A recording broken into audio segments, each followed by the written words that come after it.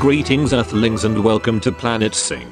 In each episode we invite a musician from planet Earth. Our intention is to gain information about the world of sync, as we are setting up our own advertising agency. This week's guest is Clem Cattini, ex-drummer, retired.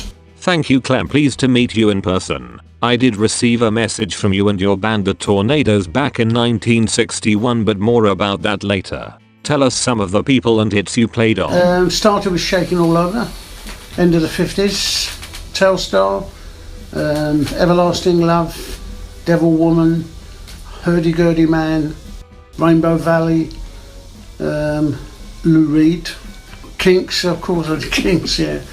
Bay City Rollers, T-Rex, yeah, of course, yeah. What's his name? Mark Bolan. Mark Bolan stuff. 21st Century Boy. That's it, You have won a few awards, Clem. I won a couple of awards. I won the Buddy Rich Award for services, whatever they call it, Lifetime Achievement Award. Obviously a gold disc, silver disc for Telstar, and also the best one I got is a Brown Nose Award. When I was with Cliff, we had this thing we had this brown nose planted on a plinth, and whoever brown nosed to Cliff best the week got the award, and I actually won it outright because I actually, when Cliff got to the hotel when there was a puddle, I threw my jacket on the floor on the puddle so he could walk on without getting his feet wet. So I won the award outright, which was quite nice. So, we asked you to bring a few of your favourite things. What book is that? My favourite book is a book called Burn by James Patterson, because I like James Patterson books. I read quite a few of his things. I too like a good spy thriller. What gadget is that? Well, several. I like my iPad. I like my Ipod. I like I just like any gadgets about. I love gadgets, as my wife knows and tells me about. I'm always buying gadgets, and I probably don't never use them. But I mean, television gadgets, anything like that, I'm well pleased with.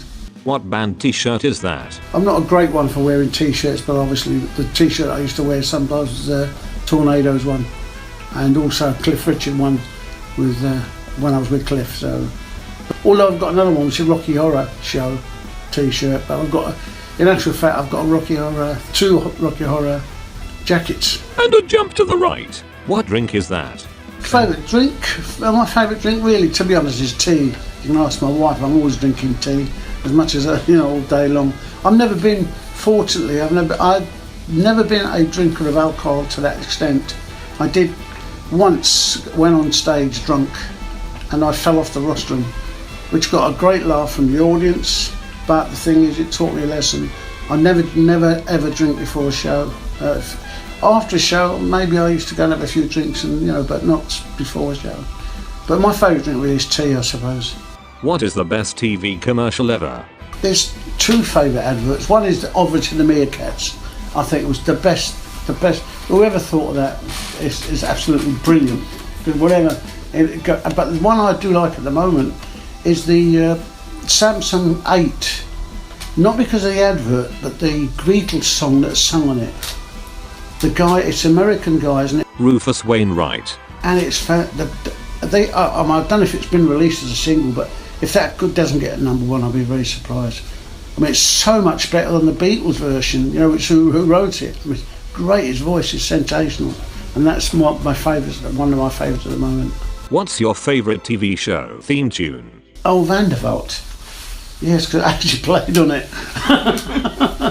Forgot about that. Yeah, Vanderbilt. Yeah, that's it. Yeah. Well, I quite like that one. Yeah. Can you sing us a bit, please, Clem? No. Now you know why I play drums. Yes, indeed, Clem. Much more of that, and my saber dog Maximilian will start howling. Any other themes? Yeah, and the one that Brian Bennet, I think, wrote with "I'm So Good to You." That's a good, quite a good one. What's the name of it? Brian Bennet, another fine tub thumper. New Tricks. The theme of New Tricks, which I like as well. That was a good song. What's your favourite album? April in Paris by the Basie Band. I love it. I mean, because I love the drummer. To me, he's a rock and roll drummer playing big band music. It was great.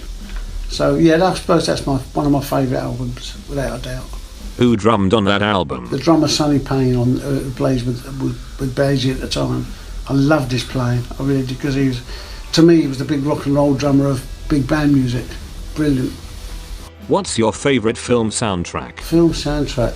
Oh yeah, Quincy Jones. Anything from Quincy Jones. I think I loved this stuff. Whatever, but I can't remember the name of the film. The Italian Job was one. That's the one. The Italian Job. I think it was great. I do a good Michael Caine impression. It would be rude of me not to share it. You were only meant to blow the bloody doors off. Apparently he never said that, but let's not let the truth get in the way of a good impression. Sorry, carry on, Clem. Yeah, but no, my favourite is still the Quincy Jones stuff. This is the Self-Preservation Society. This is the Self-Preservation Society. Clem, you have been in a film or two yourself. Please spill the beans. What, the latest one? The Telsar film? Yes. Yeah, because I've been in others, believe it or not. Yeah, the Telsar film. Yeah, James Corden playing me, yeah. That was quite interesting. I played the chauffeur in it, and I got that wrong as well. I was supposed to, what I was supposed to say I got wrong.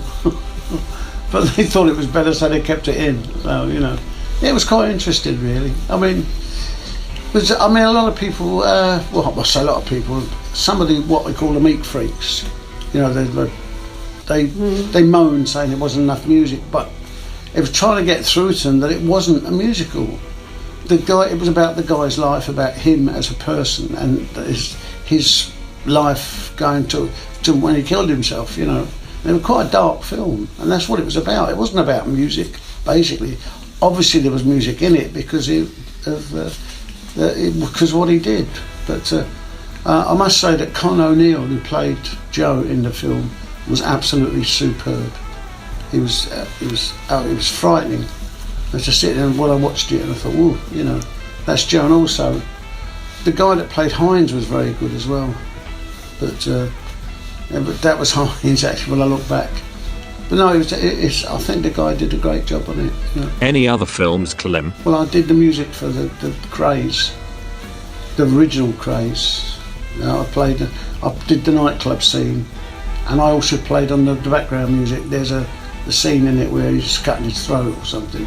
Blimey, sounds like my local The Sea of Tranquility bar on a Friday night. And there's drums going, that's me, so, that was on the original. And I played on, there's a scene where she's singing in a nightclub, and I was in the band, so.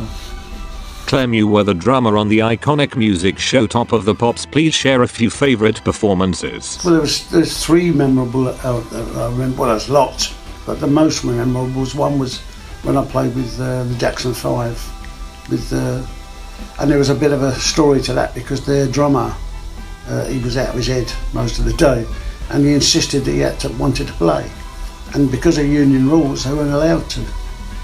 Said you can't play because was no reciprocal. Well, there was a reciprocal arrangement. If an American played here, one of our guys had to go over there and play, so he wasn't allowed to play, and he gave me jip all day long, having a go at me. I want to play, and I said, well, I can't let you. Nothing to do with me. Sort it out. And anyway, eventually Michael Jackson came over and said, you've got a problem. I went, no, he has, because I said, he's not allowed to play. He said to the guy, he said, get out of the studio and stay out there. Then after we'd done the track, he came over, which was very nice. I said, no, it was great, very good, thank you.